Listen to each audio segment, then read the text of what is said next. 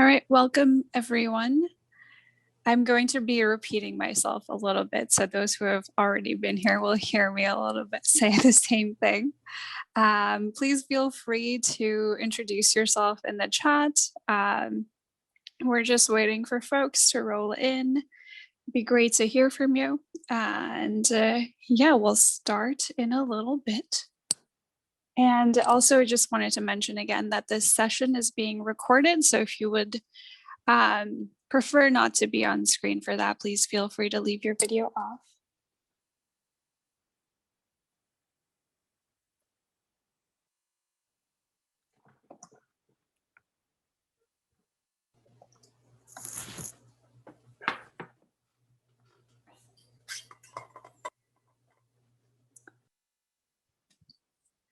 Let's see. I think folks are slowly rolling in. So maybe we'll wait for another minute or so and then we can get going.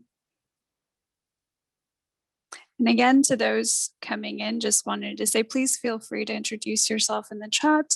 And the session is also being recorded. So if you'd like to keep yourself off screen, you're welcome to do so, but please feel free to join with video as well.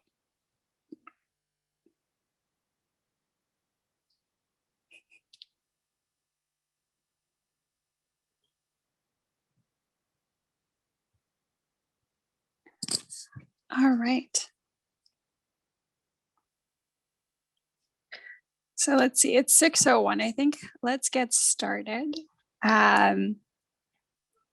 Let's see. So hello, everyone. Thank you all for being here. Thank you for joining us for Breaking into NFTs, a guide for artists organized by Art Together. My name is Angira Kadka, and I'm the program manager here for Art Together's Artist Support Program. Art Together is a 501c3 nonprofit based in Oakland, California, which sits on the occupied land of the Chochenyo-speaking Ohlone people who continue to live here today. I would like to introduce Leva Zan briefly. She's the executive director here at Art Together to do a short intro to the organization. Thank you, Angira. Thank you, everyone. Hello. My name is Leva Zan, and I am executive director at Art Together. We are a 501c nonprofit based in Oakland that provides art programs and foster meaningful exchange and imagines compassionate space where refugees, immigrants, and BIPOC communities can flourish. Art Together offers creative art workshop, art center, social event, and support for immigrants and refugee artists, and provide events like that you are here, that you are here, and curriculum initiatives that promote understanding and educate about the refugee communities. Super happy about these events. We are honored to have Marco and Roya with us today. So again, please visit our website and consider supporting us with the link that Sydney is going to drop in the chat, so we will be able to continue these programs. I will be around if you have any question about Art Together and our other programs or this one. So feel free to ask me in the chat or stay out after the talk. So I would be happy to talk to you. Thank you. Angira, back to you. Okay, great, thanks, Leva. So today's event will include two speakers, as you know. First, we have software engineer Marco Priebe, followed by media artist and educator Roya Abdahaj. After this, we will sort of open the conversation up to questions from you. So please feel free during the event, if you have any questions, you can add them to the chat and we'll collect them throughout the event and eventually have a chance to ask them to the presenters. I'll repeat this towards the end of the event as well, but we would love for guests here tonight to take a quick anonymous survey at the end of the event. We'll drop a link again towards the end of the hour. So without further ado, I would like to introduce Marco Priebe. Marco is a software engineer with core interests in large-scale distributed systems with a focus on dependability and fault tolerance. He's an advocate for the lesser known uses of blockchain technology, like helping restore the planet's resources, healing inequity gap, holding corporations accountable, liberating users from exploitative social platforms, and more. So I'd like to pass it on to Mark.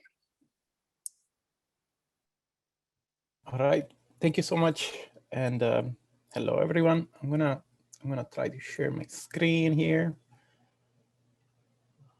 Right. Let's see if this works. All right, can you see my screen? Yeah. All right, I'm gonna get started then. First of all, thank you very much to Art Together for doing what you guys do. I think it's a wonderful organization. And thank you for having me, and thank everybody here for trusting me with your time and your attention. I hope I won't let you down. All right, let's see here. So as mentioned, I'm a software engineer. I do distributed system stuff, and that means basically that I make lots of computers talk to each other in the cloud. And I have a particular affinity with blockchain because of some research that I was doing in academia over 10 years ago, which is kind of now the base layer of blockchain. It's called consensus. It's kind of the math that it's underlying the blockchain. And you know, often you hear about blockchain, and it's often associated with cryptocurrency. I would like to make it kind of clear that I have kind of zero interest in cryptocurrency. Dogecoin, all of those things, like I really don't give half a crap, honestly. And but the thing is, there's a lot more going on in the blockchain universe than cryptocurrencies, and it makes me a little mad sometimes because it's like reducing, I don't know, the music world to guitars. So there's a lot more to music than playing guitar, and in the same way, there's a lot more in the blockchain universe than cryptocurrencies. So before I even start, a little reflection on technology. Technology, since forever, can be used to improve people's lives or make them worse. And often it does both at the same time. There's a lot of trade-off. A very, very simple example is the light bulb. So it makes it easy for us to see in the dark, which is generally good. But at the same time, for example, it makes it hard to see the night sky. If you really want to see the stars, you need to go way, way out there because there's light pollution everywhere. And same goes for pretty much any other technology that you can think of, from agriculture to the steam engine to antibiotics, radioactivity, the internet, smartphone. You can find good uses, bad uses, stuff in between, stuff that depends on your point of view. And the same is very much true for the blockchain. There's a lot of strong opinions online. Blockchain is good, blockchain is bad. I feel like anybody that holds a strong opinion one way or the other is kind of missing the larger point. So before talking about the future and what blockchain can do and will do, hopefully, I just wanted to talk a second about the present. And the world that we live in today is, for better or worse, we're very heavily dependent on a lot of platform and companies. And anything you want to do online and even offline, you basically need to go through one of these platforms. So you want to buy toilet paper on Amazon, yeah, you need to talk to Amazon, and Amazon puts you in touch with somebody that is selling, and then you do your transaction and you buy. Even to talk to your friends, for example, you're not ever really directly talking to your friends. You're talking to Facebook, and then Facebook is relaying the message for you. So all of these companies are basically sitting between us. And they have a huge amount of power. Whenever we hear a company doing something we don't like, we realize how much in their hands we are. And so it's in this context that I am really, really excited about blockchain, because if you boil it down, what it can do is actually allow us to connect more directly to each other and finally shed like this epoch that we're going through, where we need to do everything that we do going through other companies.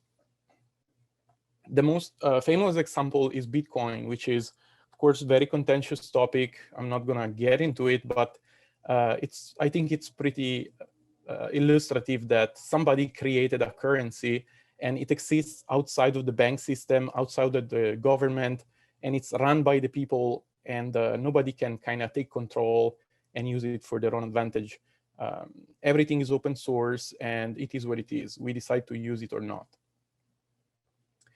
Just like I'm very optimistic about the blockchain, I'm equal part scared, because I understand that for every powerful technology good use, there is an equivalent bad use for it. And so I am cautiously optimistic, but also scared that blockchain will be used to further concentrate wealth and power, surveil and control population even further, even more, and of course, use it for all kinds of nefarious purposes, from like scamming people, evading taxes, trade illegal items, and so on. So to illustrate the potential for good uses of blockchain, I want to bring a simple example. This little island on the map is the island of Curacao in South America. And they're a tiny little island, and their economy was basically exclusively dependent on tourism. And so when the pandemic hit in 2020, their economy very quickly collapsed on itself. And inflation skyrocketed, and there was no cash flow. So basically all the locals were left completely screwed, because there was no money going around. They couldn't buy food. They couldn't even like buy services from each other. And so somebody went there and basically rolled out a relatively simple blockchain-based local economy for them. And this basically means that they created a currency for this local population. They gave out a bunch of currency to kind of everybody. And they just told them, hey, instead of using the dollar that now it's worth like a ridiculous amount, just use this currency to buy and trade services and goods with each other.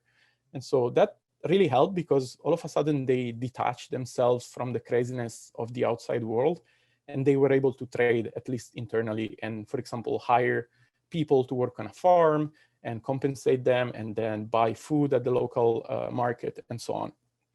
And all of this simple, they do it with either smartphone or even old phones.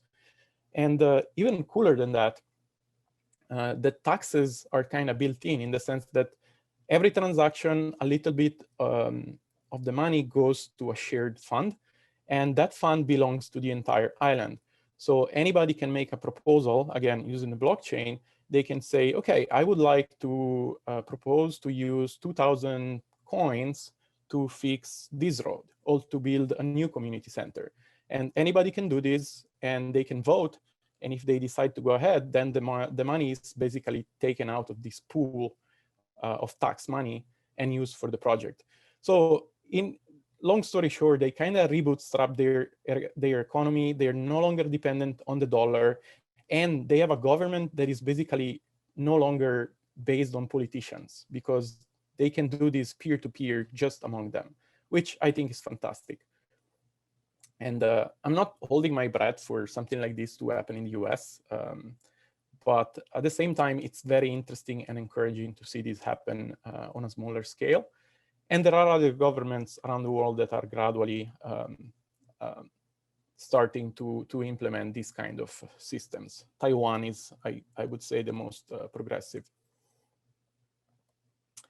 More to come a little bit closer, I personally use blockchain to basically work with strangers online without fear of being scammed. So I work with a customer, I do software. They can basically put money in escrow on the blockchain. The money is locked in. They're not afraid that I'm gonna steal the money. I'm not afraid they're gonna take my code and run away without paying me. And so we can basically do a simple escrow very quickly. And I collaborate with other software people. We also do this thing where we put a percentage of all of our earnings into a treasury. And then again, I've never met these people. I only work with them online, but I don't need to trust them, because I trust that nobody can steal this money. The money is allocated and we can pull it out only if we vote and decide that we want to spend it in some way. So I wanted to just touch on a couple of things that often come up when talking about blockchain. The first one is the difference between blockchain, Ethereum, and Bitcoin, because they're kind of similar and overlapping concept.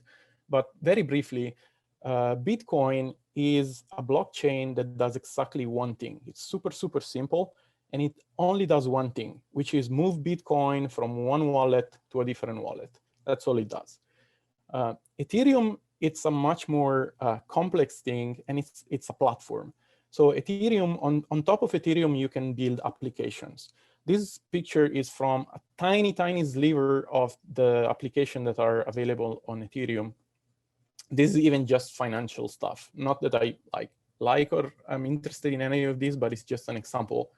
And then even on a broader scale, blockchain, it's kind of a blueprint for how to do this kind of decentralized systems. So there are many kinds of blockchain. Ethereum is just the most popular. So to bring these into a more like familiar paradigm, let's say Bitcoin is like Venmo. You can use it to send money and receive money. Ethereum is like your iPhone. It has apps, and you decide what do you do with your iPhone. And blockchain is the smartphone, meaning there are multiple kinds of smartphones, and they're different, and they have various like ecosystems and various trade-offs. The other thing I wanted to address is the elephant in the room when it comes to blockchain is the environmental cost. It's absolutely true that right now we are burning coal like crazy and emitting CO2 for Bitcoin. I just wanted to make clear, this is Bitcoin, it's not blockchain. So in this graph, for example, you can see Bitcoin compared to Ethereum as it is today. You can see there's a huge difference. And the next one, the little nail, is Ethereum as it's supposed to be in a few months when a major update goes out. So overall, yes, Bitcoin it's burning a lot. I actually, it's weird to say, but I like that this is happening because I think it shines the light on something very important that is not often talked about, which is in our current system of the world, we're not paying for the cost of our habits. Nobody's paying for the emissions. Nobody's paying for the trash. So if you go to Starbucks, you drink a cup of coffee, you throw away the coffee. Somebody paid to produce the cup, and it's either you, the consumer, or Starbucks, but neither are paying for the cost of disposal of the cup. Nobody's paying for this. We're just throwing it into a dumpster. It goes into a landfill, or it gets burned. And it's the same thing for everything else. When you go on Instagram and post an avocado toast picture, nobody is paying for the emission that were generated by that. And it's the same for pretty much everything else, like emission from airplanes and cars and so on. We're just passing this down to future generation. Bitcoin is just a very simple and very evident example of this broken system, where basically you can burn electricity to print money. And this is upsetting people, and it's great because it's bringing attention to the problem. So I'm going to move on past blockchain and to say a few things about NFTs.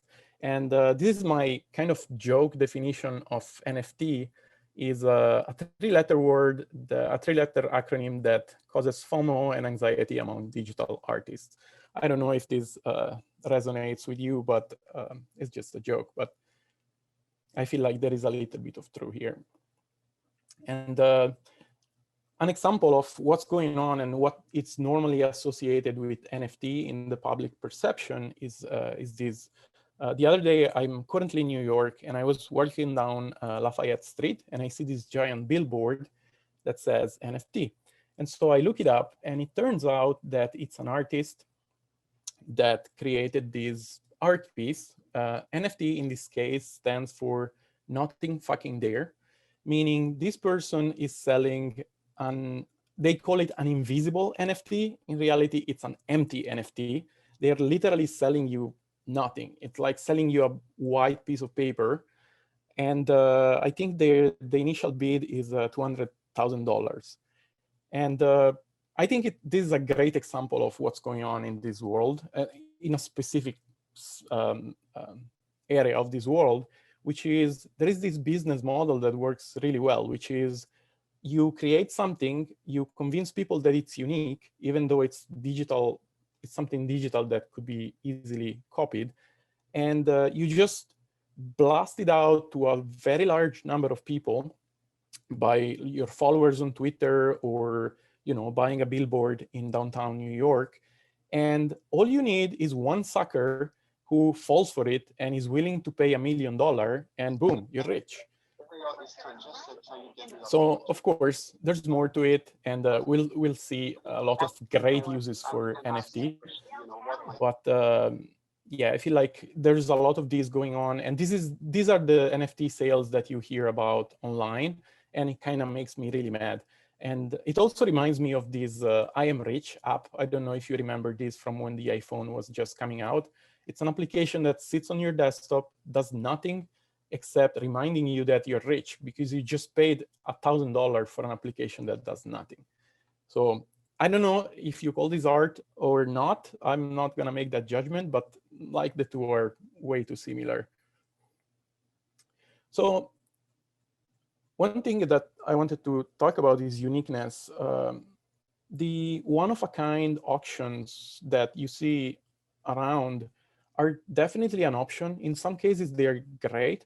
For example, Edward Snowden, who is one of my heroes, just released a piece of digital art, and it's free online for anybody. But he also sold an NFT, and he raised $5.5 million. And it all goes as a donation to the Freedom of Press Foundation.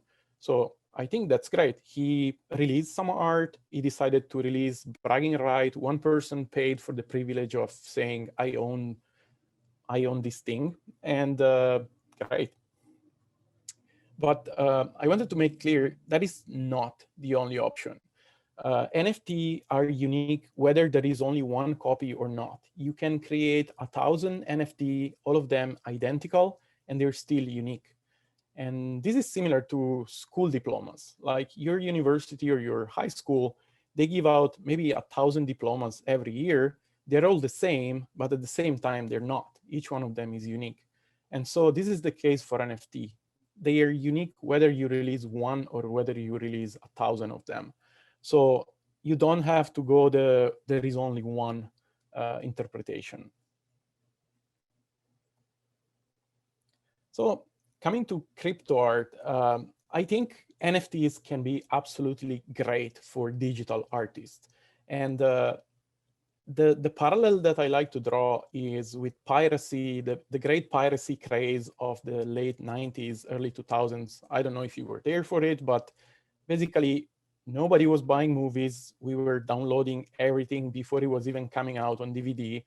And the movie and the music industry were spending billions of dollars trying to shut down piracy websites, and they were failing really bad. There was no stopping. And then all of a sudden, piracy dropped. Why? Because Netflix and iTunes gave us a way to pay for the content. Like they made it convenient and easy to pay. And it turns out that most people are very happy to pay for what they want. So I feel like NFTs could be the thing that do something similar for the digital arts in general. Here's the example here is this Android Jones. I am a big fan, and I wanted to use some digital art for my presentation. And what did I do? I went on Google Images and I stole this image. Simply because I don't have a better way. I cannot throw $3 at Android Jones. I can go on his website and buy a print for $1,000, but it's not even going to help me do my presentation. I would have loved to pitch in and give him something. So this is where NFT can come in and help, because if he was set up for NFTs, he could have created something on the blockchain, a contract, where I send him $3, for example, let's say. He could have set a higher minimum or set it up however he wants. And automatically, I receive back an NFT that says, thank you for your donation. And I would have feel much better that I used his art for this presentation. And of course, that doesn't touch the legal aspects. But again, in this simple case, I could have given him $10, $50, and I couldn't. I wanted to. So I'm gonna have a few examples for like creative and and very simple use of NFT, but the short version, the takeaway is an NFT can be something like a micro certificate that anybody can issue to anybody else. And it doesn't go through a company because the blockchain is kind of public infrastructure. So we don't have to go through Facebook or Google or anybody else. And it's a certificate that says whatever it says. And I'm gonna show you a few examples of what it can represent. So very simple example, Christmas cards. Every year we send tons and tons of Christmas cards. They need to be produced. Then we need to cut down tree to print them. We need to print them, which produces all sort of like other residues. Then they need to be shipped all around the world. They need to reach every store. And then at the end of Christmas season, most of them are burned or thrown away because it's cheaper to do that than to keep them around for next year. So I would love to see these go digital with NFTs. And so it doesn't cost anything. It costs me a couple of dollars to send you an NFT that says happy birthday. I can customize it or I can choose it from a store. There's already plenty of online stores where you can buy pre-made cards that you can customize, and they're just NFT. They land on your wallet. They don't take space. You don't need to feel bad about throwing them in the trash. And the energy consumption was minuscule.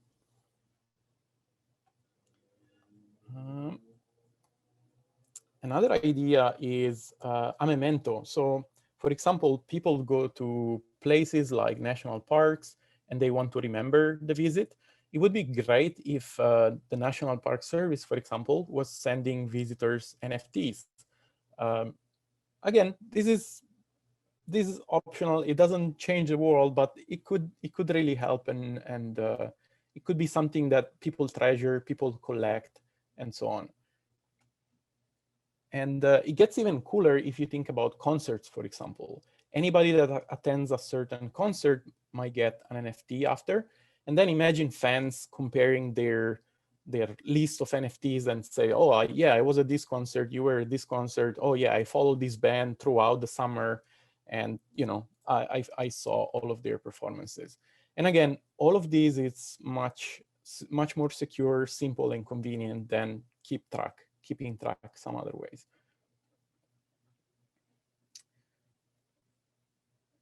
Another example is kind of proof of donation is one example. So I, for example, contribute to Art Together because you guys are great. And every year I receive a really nice card that says, thank you for your contribution. Thank you for being a donor. And of course, I understand why this is sent and it's greatly appreciated. But at the same time, I feel really bad because I look at the card for 2 seconds and then I throw it in the bin.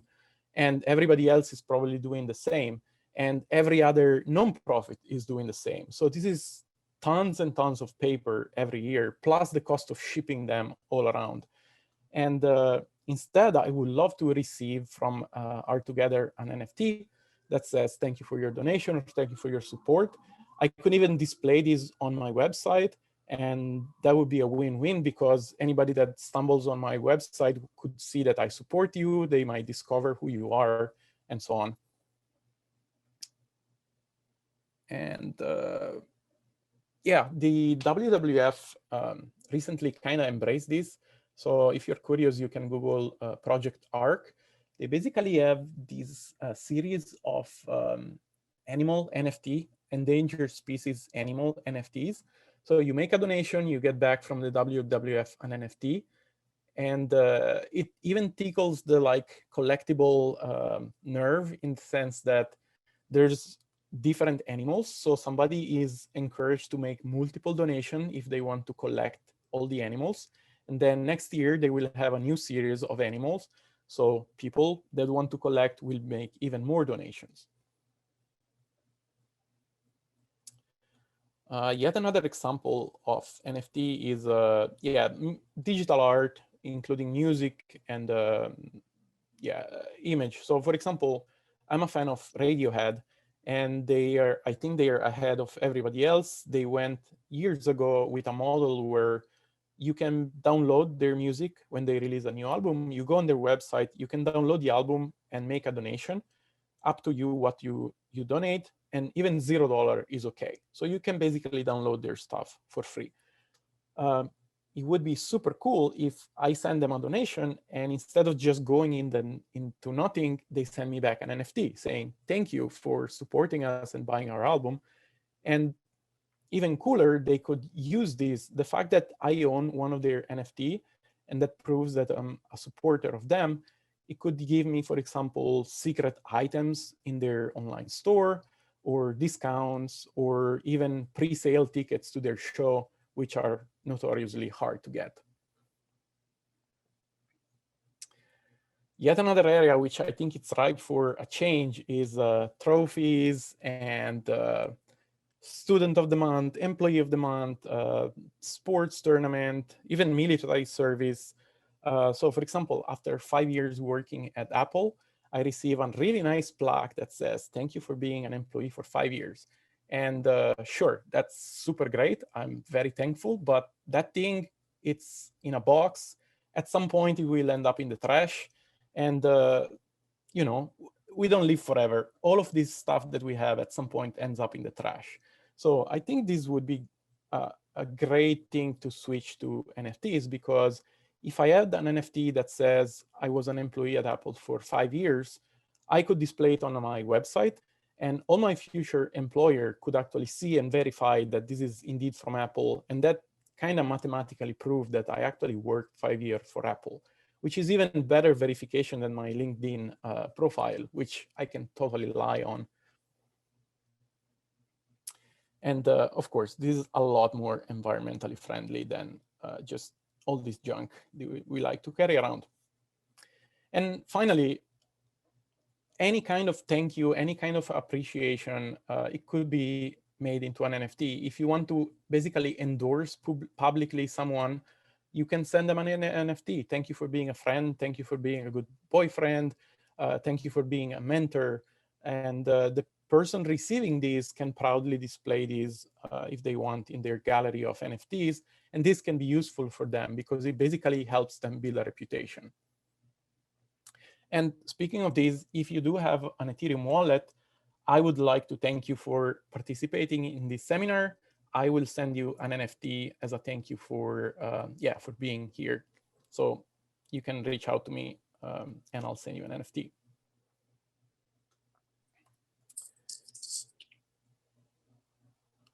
Yes. Were you gonna say something? Oh, yeah, Marco, I was just going to give you a little bit of a timestamp. We're at 6:32 right now. No worries at all. I'm done. So, okay. Yeah, I just want to say last thing, we just scratched today the surface of what we can do with NFT and blockchain. And what we can do today is just the tip of the iceberg compared to what we will be able to do just a few years down the line. One more thing, I am not an artist, but I hang out with a lot of crypto artists. And so I asked them, hey, I'm doing this presentation. Can you give me some recommendations for communities? And so they gave me these 4. Maybe don't worry about writing them down. We'll get them to you later. But yeah, here's some really good, according to my friends, communities. So they're not platforms, they're not stores, they're just groups of cool people. And I'm gonna stop here. This presentation is on my website with notes. If you want to look up something that I mentioned, everything is linked. There will be a recording, so if you want to share with your friends, and just Googling my name, it's probably the easiest way to find me. And I like to do presentation like this one about blockchain, artificial intelligence, security, anything else, especially like very advanced or very future topics. And I try to make it as simple as possible so that anybody can get something out of it. So if you have an audience in mind, just shoot me an email. All right. Thank you so much for listening. And I'm going to pass the baton to Roya. All right. Thank you so much, Marco. I think it's so important to have sort of a balanced conversation about this, right? Because there's so much hype around NFTs right now. Before we encourage artists to take this on, there is the need to understand what it is and the blockchain technology that it's based on. So we really appreciate your sort of insight, Marco. So without further ado, I would like to pass it on to Roya Ebtehaj. Roya is an Iranian artist and educator based in San Francisco Bay Area. Her practice stems from looking from new methodologies, taking a multidisciplinary approach and merging creative production with modern technology. Roya is a media artist. And so relying on storytelling, she aims to undermine narratives shaped by social justice and exploitation in the contemporary era. Ebtehaj is currently a postdoctoral fellow at Santa Clara University in the Department of Art and Art History, teaching digital media courses. So I'd like to pass it on to Roya next. Hello, thank you so much, Angira, for the introduction. Let me share my screen. So do you see the screen that I shared? Okay, perfect. Yeah, hello everyone. I'm also so glad to be here, and thanks taking your time and being here and listening to our presentation. And definitely thank you. Art Together organization is just like wonderful. I'm so excited to work with them. And Marco, I learned a lot from your presentation. Thank you so much. It was definitely very inspiring. I also need to say before I start my presentation that I'm not an NFT artist. Okay, I would just like share the resources that I have or that I learned myself, but definitely I don't identify myself as an NFT artist right now. So before I jump into it, I would like to tell you a little bit about myself. And I grew up, was very nice to have the introduction and say it. But yes, I am a multidisciplinary artist working across new media art. And for the most part, the concept or the theme of my work is related to social justice and exploitation in the contemporary time. And these are some examples of my previous projects and exhibitions. And yeah, and she mentioned that I'm currently at Santa Clara University teaching digital media courses.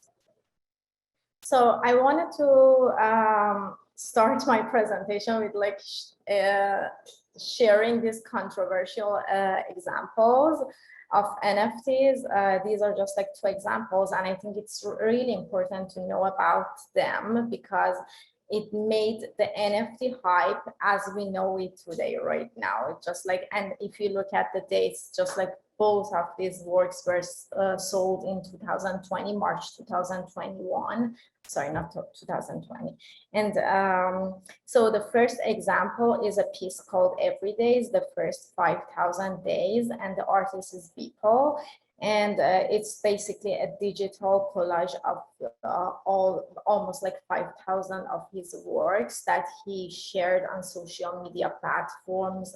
I am assuming since 2007. And the piece was sold as an NFT for $69 million. And it was part of the Christie's auction.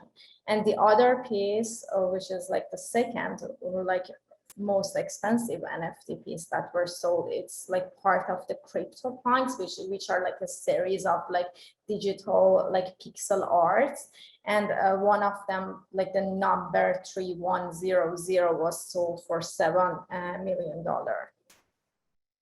And when we talk about NFTs, I would like to tell you about like 3 important terms. The first one is tokenize. Tokenize means digitizing your artwork. If it is digital, then that's good. If it is not, you have the opportunity to digitize your work and send it to blockchain and sell it as an NFT. So the good thing is about like tokenizing and sending it like in blockchain is giving your work and authenticity, basically an identity that's the history of the piece, the number of transaction, the date of the transaction, and the person who first publish it as an NFT, and those people that they bought it, everything is just like transparent. You can definitely see. I also want to mention, like, I have so many questions from Marco myself, and he might need to correct me if there is something that I say it is a bit like the technical aspect if I'm just like wrong. So the next term is mint. Minting, it's basically publishing your digital work or your tokenized work in one of the NFT marketplaces. It is called like minting. And burn is another term that it is used when you try to like get rid of or remove your work from one of those marketplaces.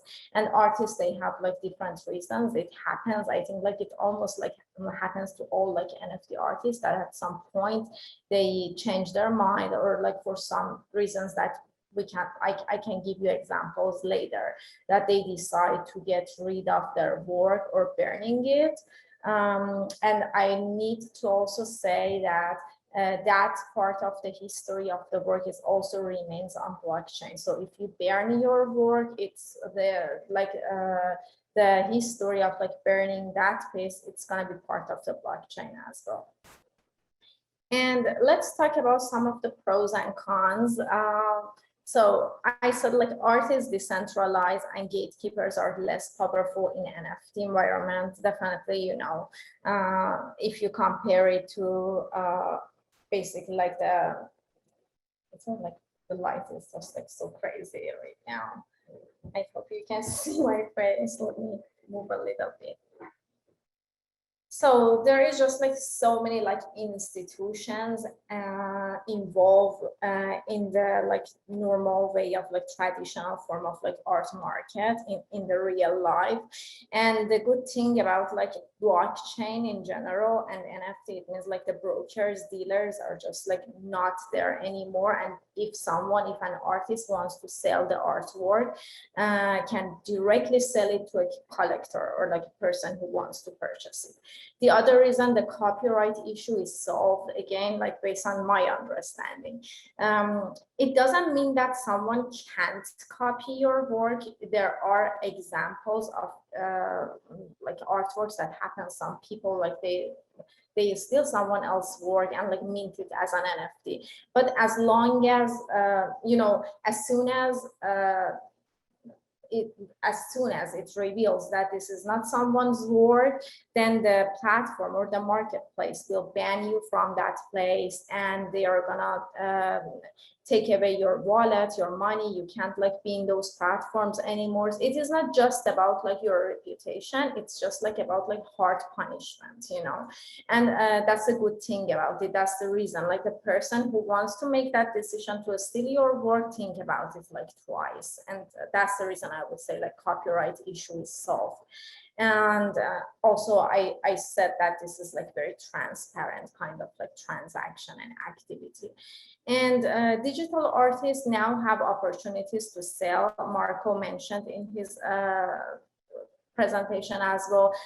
This is like a very good opportunity for artists that they never had like a physical aspect in their art practice, and they always like had time to like had hard time to just like find people to sell their work. And right now it's just like a trend. It's just like the best time for digital artists. And the other thing is you can earn money in secondary market. It means when you sell your work, for example, in real life, like in that example, if you sell your work in a gallery or a museum, the museum and gallery will be owner of your work, and you're not involved with the price after that, the value of your work price-wise. For example, you sell an artwork for $10 and then someone else sell it for $100. But in NFT space, you always get a small amount of royalty, for example, like 10%, that it doesn't matter how many times your work being sold, you always like get that royalty. And so if I want to like tell you about the cons, I will say like 3 things. Yes, think about the environmental impact of NFT. I was hoping Marco will talk about like the exact numbers. I don't have it in my slide, but I can just like find it. It is crazy, you know, when you think about like every NFT that will be minted, it has like tremendous like harmful impact on environment, and we need to definitely know about this before jumping to NFTs. The other thing is that art comes first, not NFT. This, you know, in NFT market, we see like many artists, they are just like so excited about opportunity of selling art in NFT, and they forget about like their main goal, or you know, the main objective as an artist. You know, they just like start making art for NFT and selling it, you know, which is not a good thing. I think it's always, you know, I'm not judging person who wants to like sell their artwork, but I think it's still problematic. If you first think about money, the market, selling your work, then think about like being an artist and making art. I think this is not honest, you know, at some point. And also that's my opinion. And I think like when I talked about artist authenticity, I talked about it, that many artists like as they jump into NFT, they change their style, they change their concept, they go with the flow, like with the trends, you know. I don't think this is a very wise decision, and like art community will see this aspect of like changes in your work as an NFT artist. So let's talk about how you can mint your work in any of these NFT marketplaces. So first of all, I mentioned you need to digitize the artwork. If it is already digital, that's fine. If it is not, it doesn't mean that you can't sell your work as an NFT. Yes, you can be a painter, you can be a sculpture artist, or you can be a performance artist and still like selling your work as an NFT. And what you need to do, you need to find a way to digitize your work. For example, painters, they start to like have a very high quality scan of their work. Or for example, a person who makes a sculpture can just take a very good high quality photo or 3D scan their work. Or a person who is a performance artist can record a video of the performance and submit it there. Anyway, it should be like a way to digitize it, okay? So this is one thing.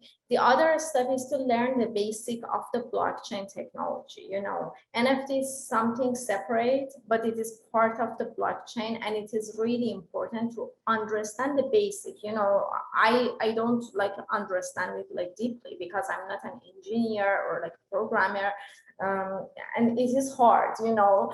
But as an artist, I think it is really important to know the fundamental, you know, like different, like, for example, like what are other use of blockchain technology? NFT is only one part of it. Or for example, when we talk about like environmentally friendly, like NFT activities, it's really important to understand that blockchain platform to know if it is environmentally friendly or not. And the third thing is I choose the platform and NFT marketplace. The platform, I mean, by that I mean the blockchain platform. Because for example, if you decide to go with like Ethereum blockchain, Ethereum has a very like, it has a high gas fee, and I know it has like environmental issues that needs to be like, for example, in Ethereum, they said like they're gonna fix it, but it is still not fixed, okay? But at the same time, Tezos blockchain, this is another platform that they claim it is just like carbon free, and you know, it just like it is just like environmentally friendly kind of platform. And when I also said like about the NFT marketplace, this is like the websites, the platforms that you use blockchain in order to sell your NFT. For example, if you want to go with Ethereum, there are certain marketplaces or websites. If you want to go with Tezos, there are just like some other ones. And some of them, they don't support like different blockchain platforms. Also choose the wallet and send digital money. I will have like the next slide that I will talk more about it. And pay the gas fee, which is like the money that you need to pay to those like marketplaces. And it's based on the price of the digital asset that you choose. It's gonna be like changing, you know, the gas fees are different in different platforms and different blockchain different marketplaces and different blockchain platforms. And eventually you're gonna mint it. So this is gonna be the process. I can go back to it and like answer it if it is confusing. And at this point, I need to again put emphasis because I had these confusions. Blockchain platforms, currencies, and wallets. These are like three different things that you need to not be confused with them. For example, Marco mentioned about like Ethereum, or I put also Tezos here. These are blockchain platform. So the currency for those blockchains, for example, for Ethereum, it's called ETH or Ether.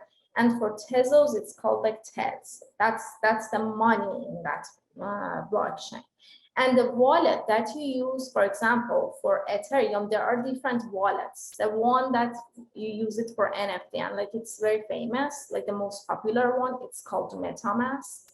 And for Tezos platforms, it's called Temples. There are different wallets I mentioned again, but these two are the most popular or most well-known examples of the wallet. So for example, if you want to work in the Tezos platform, you can't use MetaMask wallet. So that's the reason I would say, like, don't be confused, make decision about this like before. And let's talk about marketplaces. Means like platforms or websites that you can mint or publish your NFT to sell it in a form of like cryptocurrency, not with dollar, with like cryptocurrency. And on the left, I put like some of the names, and on the right, these are just like logos of these platforms. I will also share my slide with Angira and Art Together. So if you want to have it as a resource later, you can come back to it. And these marketplaces are different, you know. It's really important to understand the marketplace, understand its own culture before you start like jumping into NFT and minting your work. For example, Foundation is a kind of marketplace that you need an invitation in order to mint your work and like sell it as an NFT. If like another artist in Foundation sell their work, then they will get like 3, I think, invitations that they can share it with whoever they want, okay? And this is one of the platforms that I would say I'm not interested in it, like personally at all, because I don't like the culture behind it, because of, for example, the invitation. Like I see like so many crazy things. For example, I heard the stories that people, they offered, I'm gonna give you invitation. And when you sell your work, you need to give like percentage of your selling to us. You know, it's just like the whole thing is that like, why are we talking about NFT? It means like the broker and dealers are gone, and still these are the examples of taking advantage. So it's really important which platform you choose. And also I wouldn't say like I don't want to like have that impression to any of you to say like which one is good or bad. I'm just like talking about my personal preference and personal knowledge so far.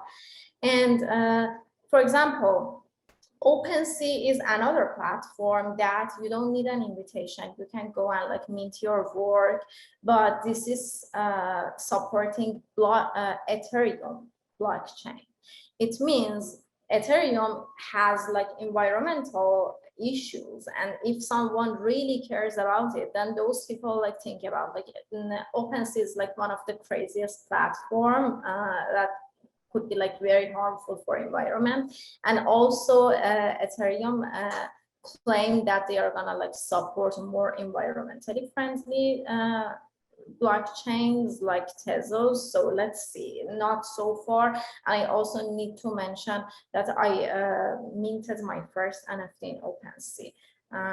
And for example, Nifty Gateway, Super Rare are examples of platforms that you need to submit your work, and they're gonna evaluate your work, and then you can like get you can get into those platforms and sell your work. And for example, for Super Rare, I heard like when you apply it as an artist, it takes like months to review your application. I think this is good when I see like a platform review your application and make decision about like the quality of your work and being really an artist, and like think about your history, and not just because you're interested in NFT and like you're part of that hype and like see it as an opportunity to like make money, you know. And Super Rare, I know that this is like a good platform for digital artists. For example, if you're a painter and you want to digitize your work and sell it as an NFT, I don't say there is no artist with that background, but this is more about the platform for people, that artists that they specifically work in digital area. And Hiket Nung is like the last one that I'm going to talk about it as an example, because Hiket Nung is also based on the Tezos platform that claims it is like a carbon-free or like footprint. And I like the community a lot. I also minted my work in Hiket Nung. I like it for some reasons that I can answer in a Q&A later. Also, I have a question from Marco, like if it is really environmentally friendly, Tezos platform blockchain, or they just like claim it in, or it's like part of like marketing, you know, for example, because I don't have the knowledge to say like if it is shady or if it is just like really environmentally friendly. I think it's important for artists to know these things as well. And let's talk about how much time do I have? Let's see. I think Roya, you have maybe like 4 more minutes before we should open it up to questions. Sure. Yeah, I will wrap it up soon. So I have a few tips for you. Choose the marketplace carefully. I talked about it. Why? So think about like the blockchain platform that you want, and like think about the culture of the platform. Different marketplaces have different, like in general, no one can make decision for you, but they have a general idea about like the price of your NFT. For example, most of artists in Hiket Nung, they sell their work for more number of editions and lower price. But for example, in Super Rare, in Foundation, you can sell your work for definitely higher, and like, or even OpenSea, you can sell your work for like definitely much higher prices. So think about this based on the art that you make yourself. And know the marketplace and its culture. As I mentioned, like this is also just like I covered it like in my previous explanations. And also I want to say, be patient.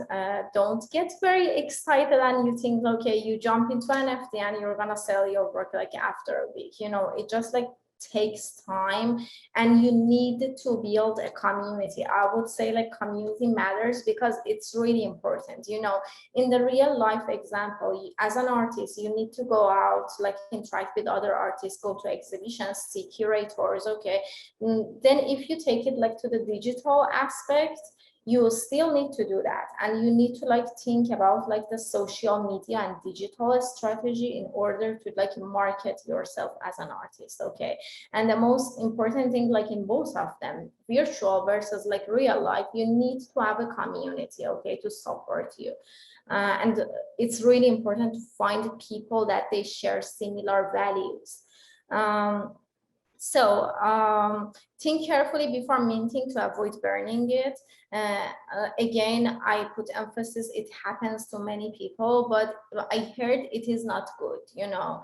Then don't try to just like put like so many NFTs like out there, and as you learn more, you decide to just like burn them. Okay, start like take it slowly and like mint less and burn less. Oh, sorry. And take advantage of unlockable content. I would say this is another term, and it says, for example, if you're an artist, and if this is one example, in some of the platforms you can have unlockable content. For example, if you're a painter, and if you sell your work as an NFT, and if you put like a very high like price for it, you can have that offer. Your collector can have the original painting as well. This is like one example of unlockable content. There are more examples I can explain later if you have question about it. Also identify potential collectors, expose yourself, but don't push. It's really important. I see like so many artists, they just like find like stalk all those collectors and like famous collectors, celebrity collectors, and it's just like nonsense. You try to just like grab their attention, and they don't, because everyone wants to grab their attention. So take it again, like take like a small steps, find people that they show interest in art and like in NFT, but they are not like famous collectors, and then you have like more potential to work with them again and like buy your work. And last thing is that choose your collector and don't disappoint them. This is for the time that you are like establish a little more self view of your NFTs, and then think about your collector. Don't sell your work to anyone else. For example, someone just like do the money laundering and like has a lot of cryptocurrency, wants to just like for being like more famous, like buying like different NFTs. You know, you don't share that much like value with those collectors. I think over time you can identify those people, and like don't go after those people. Look for people that they really appreciate art and your work, and don't disappoint them. By which I mean, for example, if you sell your work 200 to a collector, and then you realize for your next project that it is so similar, you decide to just like set it for $10 to another collector. It is just like rude to the person that who spent like $200 on your work. And last slide is that if I want to say like marketing strategy, like the most important aspect in NFT world and like in digital world is through social media. First of all, have a very good like Instagram account, a professional Instagram account. If you don't have it, just like make it. Don't like have a personal account and use it like to promote your NFT. And also use Twitter. It's really important. I personally didn't use Twitter, but I realized this is a good potential. Like many collectors, they're just like over there. And Clubhouse, it's a really important platform. I think like the hype that we see these days for NFT and all these like crazy like sales, everything it happens because like after Clubhouse became popular as well, because there are community of NFT artists. And I'm gonna wrap it up, but if you have question, I will definitely more than happy to share my Clubhouse experience as well. All right. Thank you so much, Roya. That was really insightful. You know, I think it's just really some great takeaways, right? Community matters. Finding and identifying a community within the NFT world, especially because it is such a new field right now, right? There have been a lot of questions that have come through in the chat. And the first one is I'm going to pose to Roya. Someone was curious if people post different NFTs in different markets, like you mentioned, maybe one for a foundation and one for OpenSea. Is there an advantage to that? What would you recommend? Yeah, first of all, when you NFT one work, you can't NFT that work in another marketplace. But the artists, they choose different marketplaces. For example, if you choose, like example, Hiket Nung, I like it, I like the community, and I have examples of works that I spend like less amount of time on them, or I have like more versions of it, and I want to like sell it for less price, but at the same time I want to like get connected to that community. And in Hiket Nung, artists could be collector as well, because the price is very low and the gas fee also is very low. For example, you will sell like one art piece for $5, and another artist could be the collector of your work. So but if you have an example of a project that you work for 6 months and you want to have like 20 edition of that one for 20 people to collect it, you want to just have one person to collect it, and you want to have like higher price. For example, you can use another platform like Foundation, like OpenSea, like Rarible, and if you're just like lucky to get into, for example, SuperRare, that would be awesome. For example, no one just like sell a piece in SuperRare for $5. So it seems like there's certain platforms that are more selective than others, and there are just more advantages, and you just, yeah, seems like you need to do a lot of research before getting into it. Yeah, that is really helpful advice.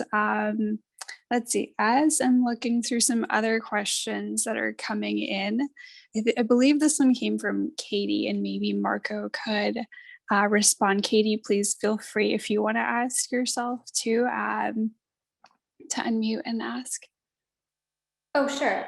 So I just asked what was the difference between NFTs and like traditional licensing. And the example I used was that as a graphic designer, I often purchase licenses to use photographs or icons. And what is the difference between that and an NFT that has like multiple? So NFTs have no legal meaning whatsoever. So that's the short answer. If you want, if you're selling for a license or like basically the traditional license, you still need to do that. NFTs, I feel like it's a new channel that before was not existing, where you can actually get paid for work that before you were not necessarily get paid from your fans, or other new application. But if you sell somebody an NFT, and you can even say in the NFT itself, I grant you full right of X and Y to do X and Y. That has no legal grounds, because nobody ever took any of these to court. And so it's basically a parallel universe where like, it's just computer stuff. It doesn't matter. So yeah, it seems like basically until it gets kind of integrated into a system, it's not quite like a license, right? Right. Okay, thank you for that question. That was, let's see, I'm looking at some other ones that are on here. Someone just asked, I think this was Francis, can you give an example of how much minting costs? Is it 5 or 50 or 500? Yeah. First of all, again, based on the blockchain platform, for example, so far I know it's just like based on Ethereum or Tezos. Marco can correct me if there is like any other blockchain platforms. If it is based on the Ethereum, like the marketplace, the website, the prices of the gas fee would be higher, and it is changing based on the price of the Ethereum as well. So it could be, I would say, like since the time that I started to just like learning and experimenting with NFT, it has been between, for example, $60 until $400, okay, for the gas fee. And the gas fee just like maybe one time price that you have to pay in order to get into the platform, but the minting price could be different. And for Hiket Nung, the gas fee is very low, anything like based on Tezos, Calamint and Hiket Nung, those two platforms that I know. And the price is like less than a dollar. And that's the reason many artists, they also consider it. So a follow-up question someone had asked, are there any companies financing minting works of artists that can't afford to mint? I don't know about the companies, but I know that there are, for example, again, I put emphasis on community aspect of it. There are a community of artists. I heard it on Clubhouse that, for example, they support other artists if they can't afford it. And for example, that person say like, if I sell my NFT, I would just like give invitation to someone, or I would like cover the gas fee of someone, you know. But again, I would say if you're interested to consider NFT, you might just like see platforms like Tezos and like start it and like sell some work, and it's just like $1. Everyone can afford $1. Maybe I want to, jump in on the last, actually, two questions.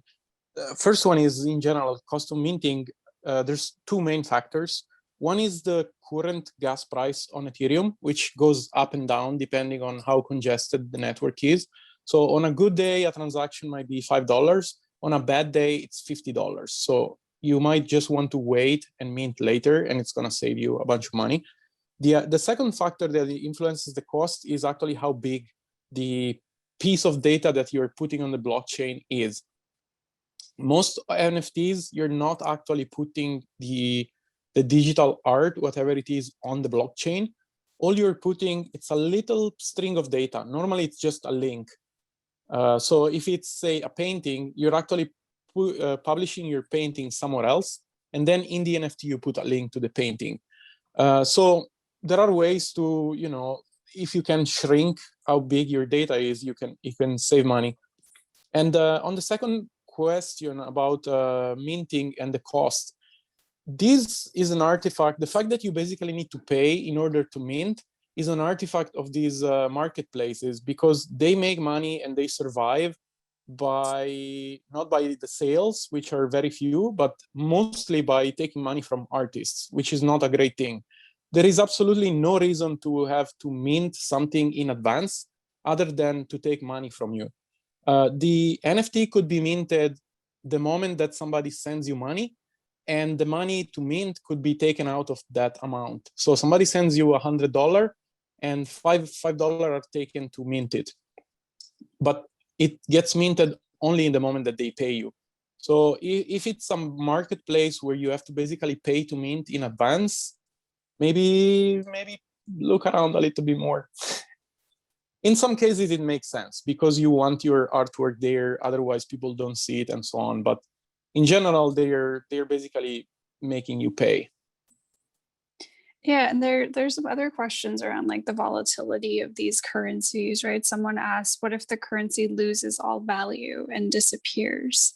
And someone else also, I think, related to that, asked, what happens to your digital content should a platform you're in go out of business?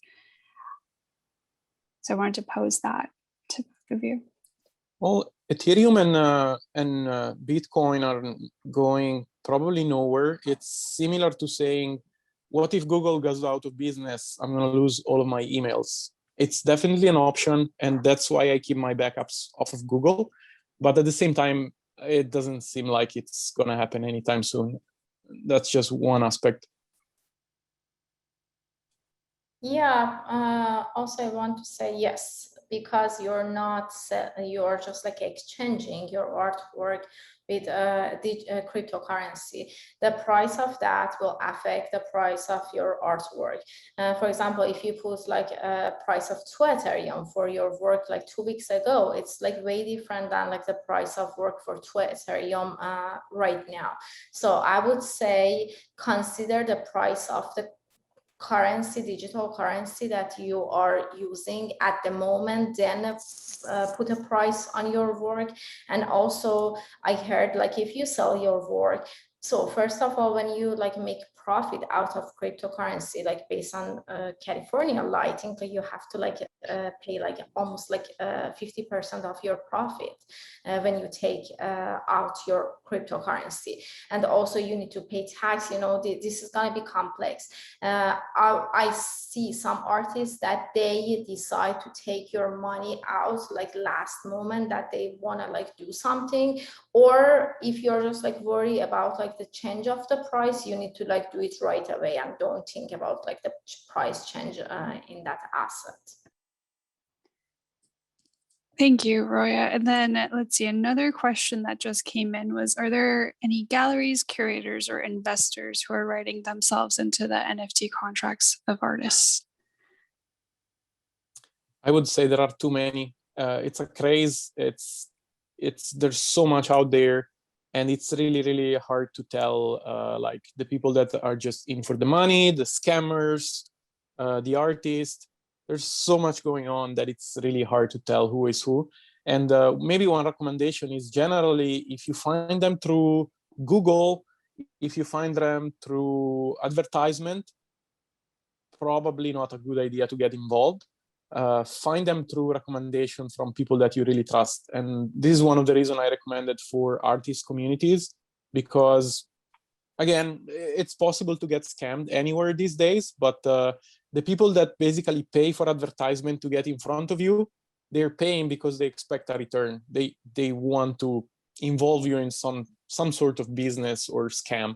Versus the people that you find organically through other people that you trust are more likely to be good people. And there's a lot of money going around. You can definitely find funding and people that help you do anything you want to do.